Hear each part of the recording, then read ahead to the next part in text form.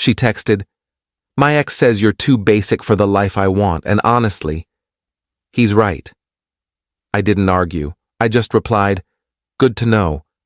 I stayed quiet for a few days, didn't block her, didn't confront her, didn't react. Then one afternoon, she walked into the cafe, and the moment she saw who was sitting across from me, her smile died instantly. I'm Owen, 30, and I'd been dating Gabrielle for about 7 months when everything went sideways.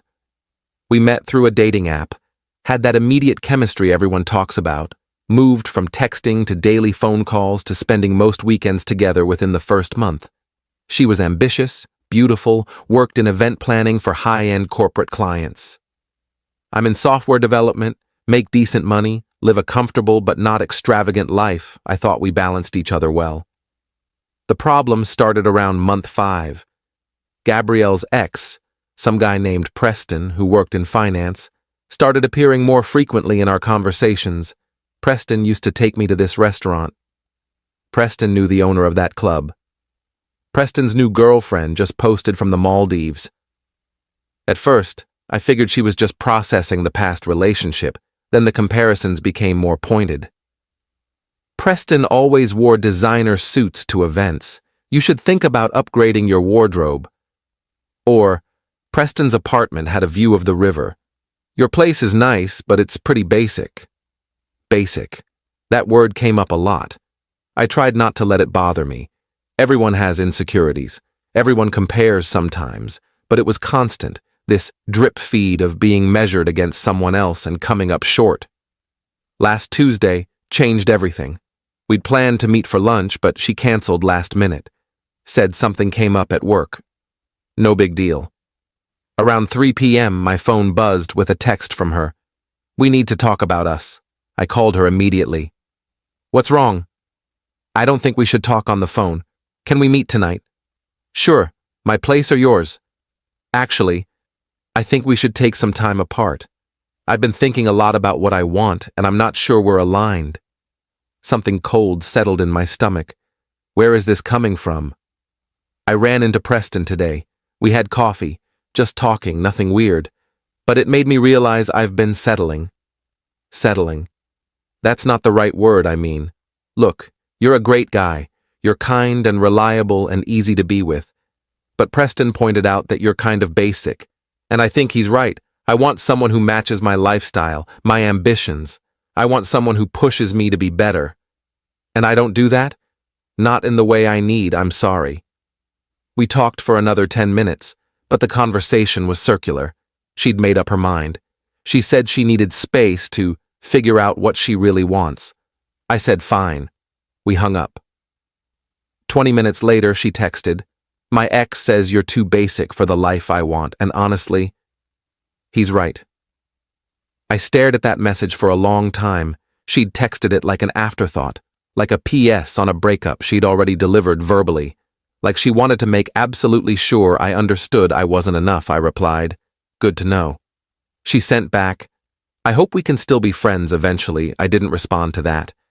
Here's what I didn't tell Gabriel. Preston and I had mutual acquaintances. Not friends exactly, but people who floated in both our circles through work events and industry mixers. And I knew things about Preston things. Gabrielle apparently didn't. I also knew Gabrielle's sister, Lauren. We'd met a few times at family dinners, and she'd always seemed skeptical of Gabrielle's choices. After the breakup text, I did something I'm not entirely proud of, but don't regret. I texted Lauren, "Hey, this is Owen. Gabrielle and I just broke up. Thought you should know in case she mentions it." Lauren responded within minutes. "What happened?" She said I'm too basic. Her ex apparently helped her realize it. Preston? Oh God, that idiot is back in the picture? Seems like it. I'm sorry, Owen. For what it's worth, you're way better than that guy. He's all flash and no substance. Good to know. Thanks for saying that. Listen, you know they never really stopped talking, right? My hands went cold. What? Preston. He kept texting her throughout your relationship. She'd show me sometimes, say it was just friendly catching up. I told her it was inappropriate, But she blew me off.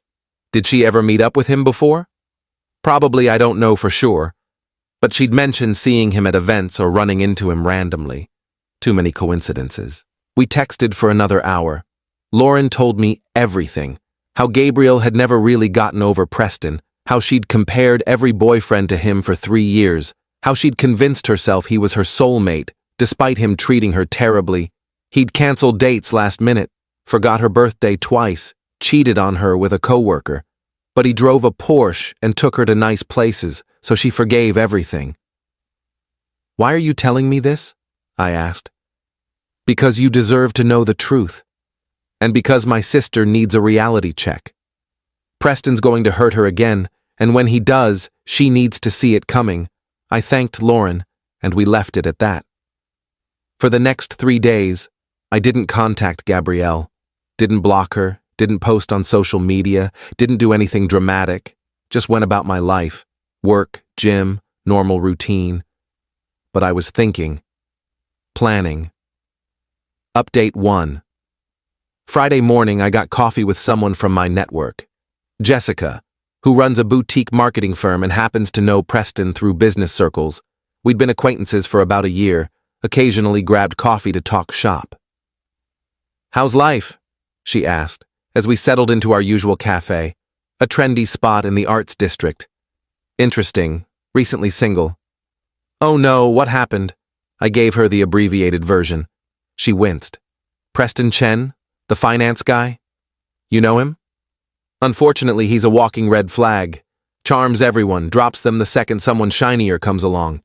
He's currently dating someone he met at a yacht party, but that won't last either, it never does with him. Wait, he's dating someone? As of last week, yeah. Some influencer type. Why? Because my ex just broke up with me to get back with him. Or at least, that's the vibe I got. Jessica pulled out her phone, scrolled through Instagram, showed me a photo posted 3 days ago. Preston on a boat with a blonde woman who definitely wasn't Gabrielle. The caption, "Perfect day with my perfect girl." He's playing her, Jessica said. Classic Preston move. He keeps women on rotation, tells each one they're special, juggles them all until someone calls him out, or he gets bored. Does Gabriel know? I doubt it. He's good at compartmentalizing. An idea formed. Jessica, you want to do something kind of petty? Always. What are we thinking? Gabrielle doesn't know I know you. If I happened to be having coffee with someone when she coincidentally showed up here, it might create an interesting situation. You want to make her jealous? I want to show her that basic men have options too, and I want her to see it before Preston inevitably shatters her illusions. Jessica grinned. I'm in. When? We made a plan. Update 2. Gabrielle had a favorite cafe in the city. Not the one Jessica and I usually met at, but one in a trendier neighborhood she'd dragged me to at least a dozen times. She went there every Saturday around 2 p.m., usually to work on her laptop or meet friends Saturday at 1:45. Jessica and I walked into that cafe. We ordered drinks, took a table by the window, started talking about work stuff, but in a way that could look like a date to anyone watching. Jessica's good at this. She's charming, animated, laughs easily. To an outsider, especially an ex-girlfriend, we'd look like we were having an excellent time. At 2:07, Gabrielle walked in. She was with 2 friends, all 3 of them dressed in that effortless, expensive way she'd perfected. They were laughing about something, not paying attention to the rest of the cafe. Then she saw me. I caught the exact moment. Her eyes swept the room, landed on me, widened slightly. Then she saw Jessica. Saw me lean in to say something. Saw Jessica touch my arm while laughing. Saw me smile in a way I probably hadn't smiled in months. Her face went through several expressions rapidly. Surprise, confusion, something that looked like hurt, then forced neutrality. She said something to her friends, who immediately turned to look at me. I waved casually. Gabrielle didn't wave back. She approached our table. I'd been expecting this. Owen, hi. Hey, Gabrielle, how are you? Good, I'm good. I didn't know you came here. I don't usually. Jessica suggested it. I gestured to Jessica, who smiled politely. Gabrielle, meet Jessica. Jessica, this is Gabrielle. We used to date. Nice to meet you, Jessica said, extending a hand. Gabrielle shook it mechanically. How long have you two been? Gabrielle's voice trailed off. About a year, Jessica said smoothly.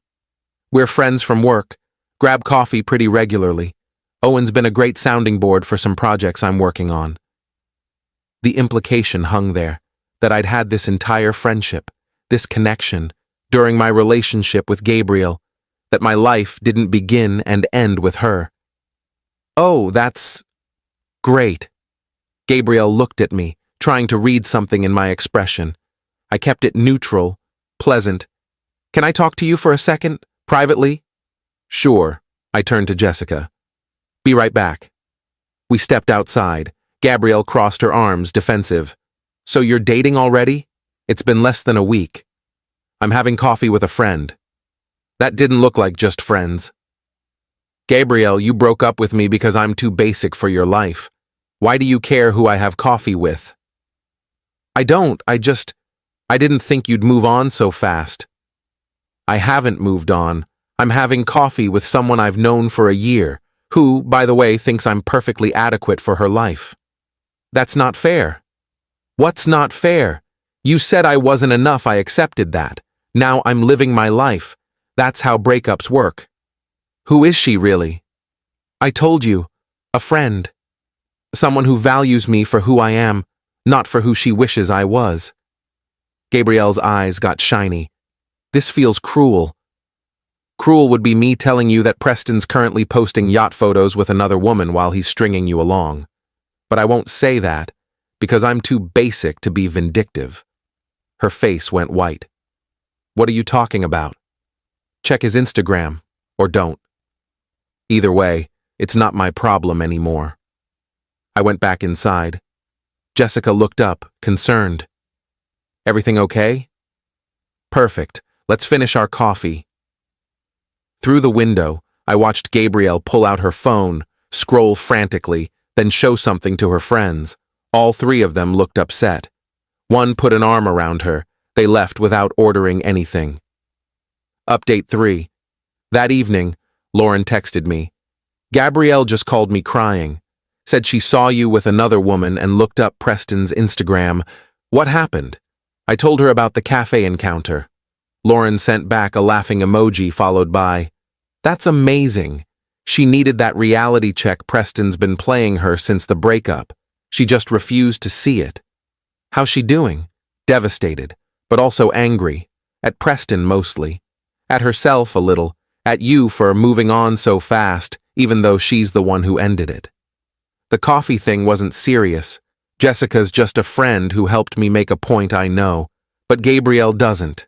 And honestly, let her think whatever she wants. She needs to sit with her choices for a while.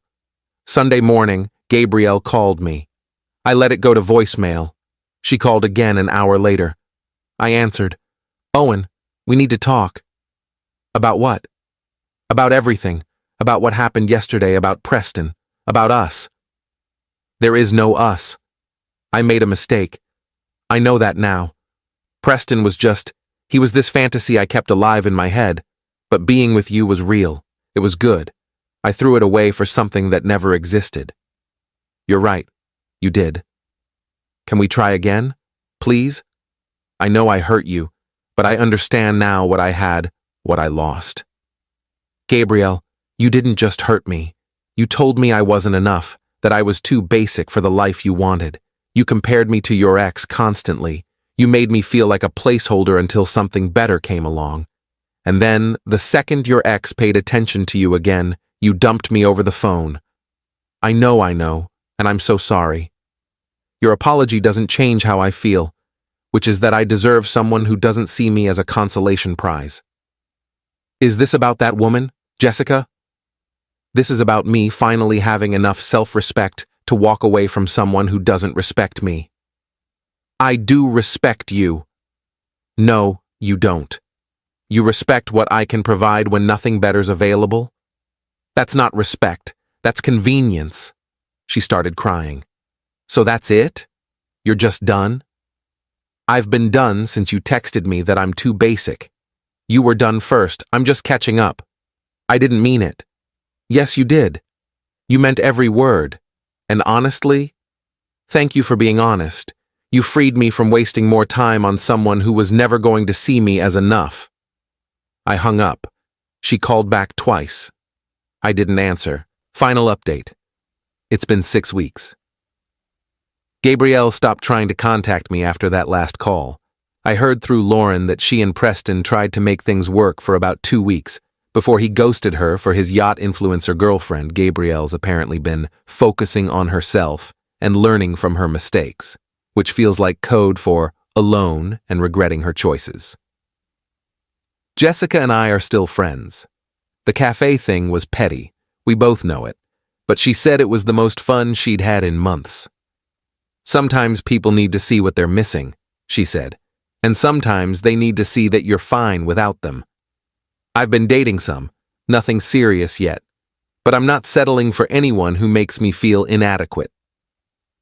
Life's too short to be with someone who's constantly measuring you against their ex. Lauren and I get coffee occasionally now.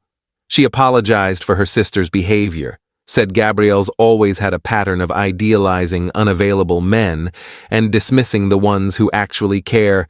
You dodged a bullet, she said last week. Eventually she'll figure out that Preston types will never give her what she wants. But that's her lesson to learn. I ran into Gabrielle 2 weeks ago at a work event. She looked uncomfortable, tried to avoid eye contact. I waved politely, didn't approach her, went about my evening. Later, I saw her watching me talk to people, laugh with colleagues, exist perfectly fine without her in my life. Some people think I was cruel with the cafe setup, that I should have just moved on quietly without staging an encounter. Maybe they're right. But here's what I learned. When someone tells you you're not enough, sometimes you need to show them and yourself that you're more than enough, just not for them. Gabrielle wanted someone flashy, someone who looked good on paper, someone who matched her image of success. She got that with Preston, and it fell apart exactly like everyone predicted. Meanwhile, I'm here, still basic, still living my regular life, still perfectly content with who I am. The coffee shop encounter wasn't about revenge. It was about reclaiming my sense of self-worth after months of being made to feel less than. It was about showing her that men she considers basic have options, connections, lives that don't revolve around her validation. And honestly, it felt good. Not because I hurt her, but because I reminded both of us that I have value, that I'm worth more than being someone's backup plan. She texted me last night. I really am sorry. I hope you know that. I thought about responding, thought about saying something gracious or final or cutting. Instead, I just deleted the message and went back to living my life. Some apologies are too late. Some bridges, once burned, aren't worth rebuilding, and some people only realize what they had when they see you moving on without them. Good to know.